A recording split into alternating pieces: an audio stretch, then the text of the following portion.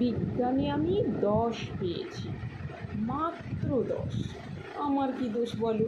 প্রশ্ন যা ছিল খুবই সহজ, উত্তরও ছিল জানা, ভাগ্য আমার সহায় ছিল না, পৌঁছতে হলো দেরি। নইলে আমি কি তেমন ছাত্রী বিজ্ঞানে ফেল করি? সকাল থেকে নানা অঘটন, জল খাবারে আস্ত ডিম, রান্নার মাসে নিয়ম জানে না, ডিম খেতে নেই কেননা গোল, অমলেট দিলে দোষ কেটে যেত, লেটার মার্কস পেতাম খেয়ে। ভাগ্য আমার সহায় ছিল না, যেতে দেরি হলো অত্যধিক। ঘর ছেড়ে যেই বেরুতে যাব, দাদু হেঁচে দিল, হ্যাঁ চো। ঠাকুর মাতায় রেগে মেগে কান, মাকে বলে, ও বৌমা, হাঁচি পড়লো, বেরোয় না যেন। টিক টিক টিক, তক্ষুনি মা বললে, ঠিক আছে ঠিক আছে, একটু বসে যাবে টুনি। অগত্যা তাই বসতে হলো।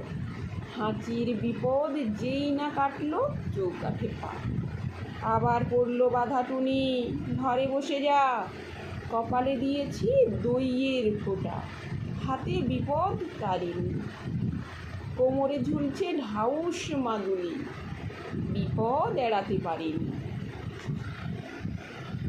অতি সাবধানে ঘরের বাইরে যেই না গিয়েছি, কুট্টি বোন চেঁচিয়ে উঠল, দিদি দেখ দেখ, পাঁচিলে একটা পাখি, কি সুন্দর হলদেটে ঠোঁট, লালচে চোখ আর বাদামি পিঠ।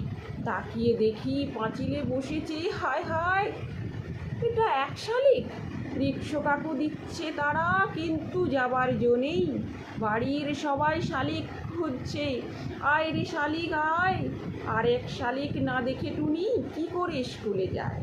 শালিক ছুটল অবশেষে, রিক্সো ছুটল খুব জোরে, আর দেরি নেই পৌঁছতে স্কুলে। কিন্তু আমার পোড়া কপাল, হঠাৎ ব্রেক, থামতেই হলো।